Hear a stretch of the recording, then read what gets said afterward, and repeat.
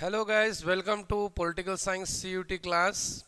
Before going to the sixth chapter, I want to share with you some of the details of very important leaders who played a very big, huge role during the first 2 decades of Indian politics after independence.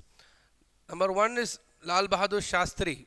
1904 to 1966, he was the Prime Minister of India, participated in freedom movement since 1930. He was a minister in UP cabinet, General Secretary of the Congress, minister in the Union cabinet from 1951 to 56 when he resigned, taking the responsibility for the railway accident, and later from 1957 to 1964. And then he is coined for the famous slogan Jai Jawan Jai Kisan. I have told you already these things in the last class, but questions can come from these things. Okay, so you need to know the different slogans which the leaders made and the details about them. Okay, the second Prime Minister of India, Lal Bahadur Shastri. Okay, so you need to know the slogan Jai Jawan Jai Kisan, and also who was the person, who was the railway minister who resigned from his position after the accident, railway accident. It was Lal Bahadur Shastri. Questions can come. So likewise, I have some 7 to 8 leaders from where you can get the CUT questions as well. Next leader is Indira Gandhi. So the entire chapter in the last class we discussed about Indira Gandhi. Here we have no important points about Indira Gandhi. She was Prime Minister of India from 1966 to 77 and 1980 to 84. In between, the Janata Party came into power. Janata government was formed. Okay, so she was a daughter of Jawaharlal Nehru. We know that. He participated in the freedom struggle as a young Congress worker, Congress president in 1958. Minister in Shastri's cabinet from 1964 to 66. She led the Congress party to victory in the 1967 elections, 71 elections, 1980 general elections. So in 3 elections, general elections, she led Congress party to victory. She is credited with the slogan Garibi Hatao. See, there are so many slogans are there. Okay, so Jai Jawan Jai Kisan was given by Lal Bahadur Shastri. Garibi Hatao, this slogan was given by Indira Gandhi, and this paved a way for her victory in 1971. And then 1971 you had a war. Bangladesh war was there, and for policy initiatives like abolition of privy purse. Who was the Prime Minister during that time? It was Indira Gandhi. Nationalization of banks, nuclear test, and environmental protection, all these things happened during Indira Gandhi's period. And she was assassinated on 31st October 1984. After that, the Delhi riots took place. So these are important points which we should know about Indira Gandhi. Next, we have another leader, a very important leader, C. Natarajan Annadurai. Okay, you call it as C.N. Annadurai also he is called. So his time is from 1909 to 1969. 60 years he lived. The Chief Minister of Madras from 1967. We saw that the first state to have a non-Congress government on its own was in Madras. The first non-Congress coalition government was formed in Kerala.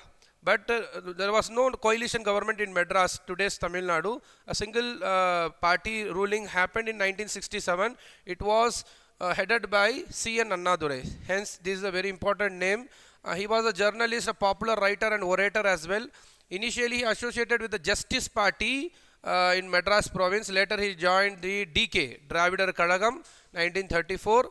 And later, he formed the DMK as a political party. Today, DMK is ruling Tamil Nadu. So, who was the founder of DMK? It was C.N. Annadurai. Question can come for you. Okay, a proponent of Dravidian culture. He was opposed to imposition of Hindi and led the anti-Hindi agitations in Tamil Nadu. So he was a supporter of general autonomy to the states. Even today, the party is for general autonomy for the states. So who was the leader? Who was the founder of the DMK? It was C.N. Annadurai, a very important name to remember. Question can come from this. Then the next leader is Ram Manohar Lohia. His time was from 1910 to 1967. Ram Manohar Lohia, socialist leader and a thinker, a freedom fighter, and among the founders of the Congress Socialist Party. After the split in the parent party, the leader of the Socialist Party and later the Samyukta Socialist Party. I have told you this one. Okay, who was the founder of Samyukta Socialist Party? It was Ram Manohar Lohia. So earlier he used to be in the Congress itself. So within Congress, Congress Socialist Party was there, and when Congress, there was a decision made in the Congress that only a party a member can be in only one party, single party. No dual membership can be given.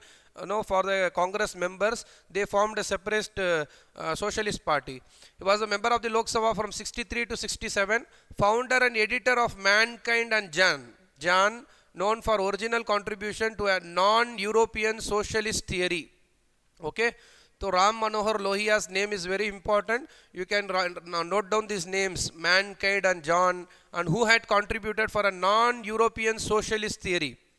It is Ram Manohar Lohia. As a political leader and best known for sharp attacks on Nehru. Okay, so he was a very big critic of Jawaharlal Nehru as well. Strategy of non-congressism. Who spoke about non-congressism?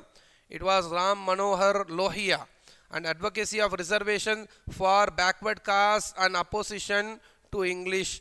So you see that he was for reservation of the backward classes as well, and he opposed English as well. But if you see Dravidian culture, Dravidian the party, earlier I saw, C.N. Annadurai. These people were in favor of reservation and also favor of English. They were against Hindi.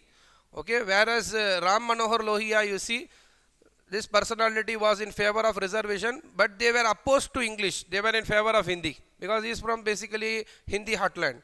Okay, Ram Manohar Lohia. The next leader which we are going to see is K. Kamaraj. He was a freedom fighter and the Congress president. He was the Congress president, when Lal Bahadur Shastri became the prime minister. There was a time when he could have become the prime minister.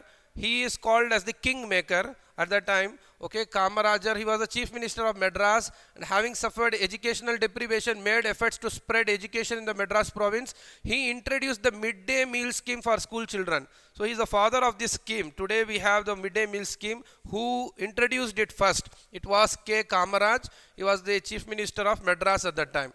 So in 1963, he proposed that all senior congressmen should resign from office to make way for younger party workers. So this proposal is famously known as Kamaraj plan. Okay, so basically Kamaraj, he said that the Congress people, the senior Congress people, they should resign from the government post and they should mainly focus on the upliftment, the development of the party. So this was the big plan which he gave, Kamaraj plan, 1963, and we know that during his tenure only, Lal Bahadur Shastri became the Prime Minister of India. Next, the leader is S. Nijalingappa. Nijalingappa was a senior Congress leader. You see his face, Nijalingappa, senior Congress leader, a member of Constituent Assembly, and then a member of Lok Sabha, a chief minister of the then Mysore state. Today we have Karnataka state. Earlier we used to have the Mysore state. Regarded as the maker of modern Karnataka. This can be a question for you. Who was the maker, considered as the maker of modern Karnataka? It is Nijalingappa. And he was the president of Congress during 1968 to 1971. So all these people are important. You see, they are from different states. C.N. Annadurai was from Madras or Tamil Nadu. Nijalingappa is from Karnataka. And you need to know these names. Karpuri Thakur. Karpuri Thakur, this leader played a very important role in the Bihar politics.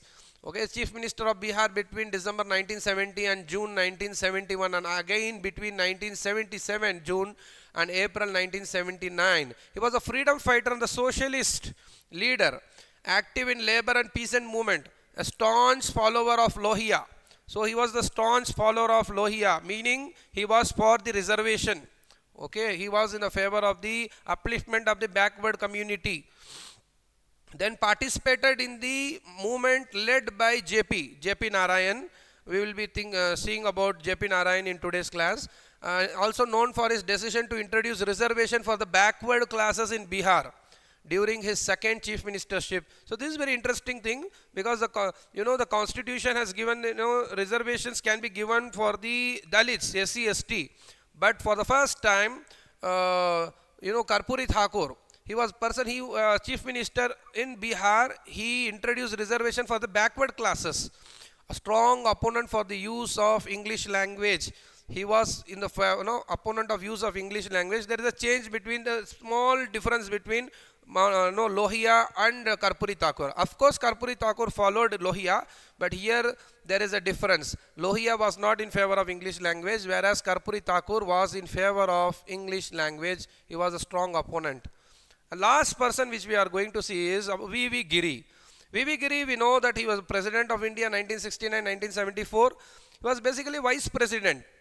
And Indira Gandhi, basically, she supported V.V. Giri to stand for the election as an independent candidate, and she was backed by Congress R, which was led by Indira Gandhi at the time. And finally she won, he won, V.V. Giri became the President of India. We know that, we have seen in the last class. So he was basically Indian High Commissioner to Ceylon as well, was a Labour Minister in the Union Cabinet as well. He was earlier Governor of UP, Kerala as well as Mysore. And then Vice President from 1967 to 69, acting President after the death of the President Zakir Hussain, and resigned and contested presidential election as the independent candidate and received support from Indira Gandhi for his election as the President. So V.V. Giri name, you need to know who was the candidate backed by Indira Gandhi, okay, after the death of the then President Zakir Hussain. So the answer is V.V. Giri. Okay.